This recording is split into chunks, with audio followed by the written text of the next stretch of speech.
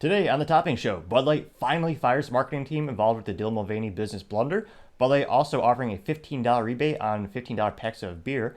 Tim Dillon leaving YouTube for Rumble. Oshkosh might sell their military division. Google Alphabet stock downgraded by 2 analysts. Starbucks adding 3 new blended frozen drinks to their menu.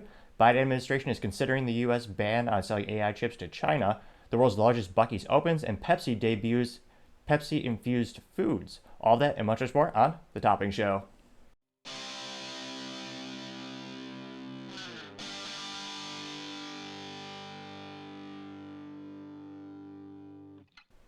Thank you for taking the time to tune in today. Today's episode's Topping Show is sponsored by Topping Technologies.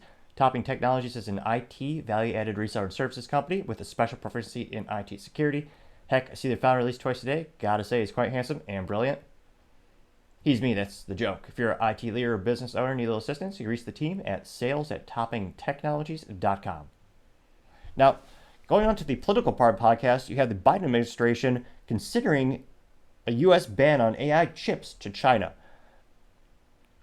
Now, in terms of a political move on the chessboard, this is probably one of the most bright. It is a good political move on the chessboard by the Biden administration, because pretty much everyone, I think, left, right, and center, should be concerned about the technology of AI and enabling your competition.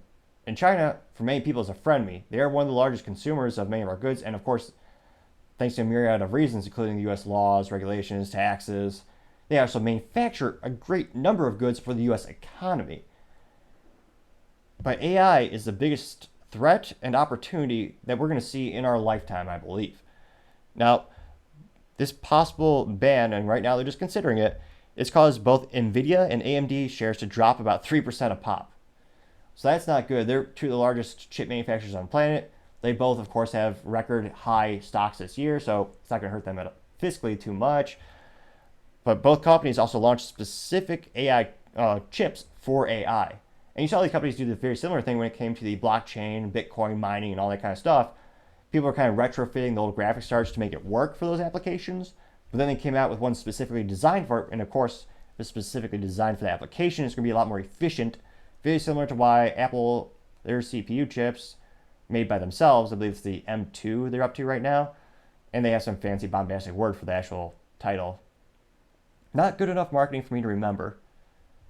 Maybe it's the M2 Max? But they make their own chips, and their argument was that it's going to be better, more efficient for their computers and their software, because Apple makes their own OS, operating system software. So it'll be interesting to see. This is also one of the largest markets. Well, the Biden administration will actually make a law prohibiting the sale of the new AI chips to that whole country. That's going to be a big ding on the sales for these companies, but again, it's also the most bleeding edge technology on the planet. Do you really want that into someone else's hands that you can't control, and they already have the upper hand in many ways?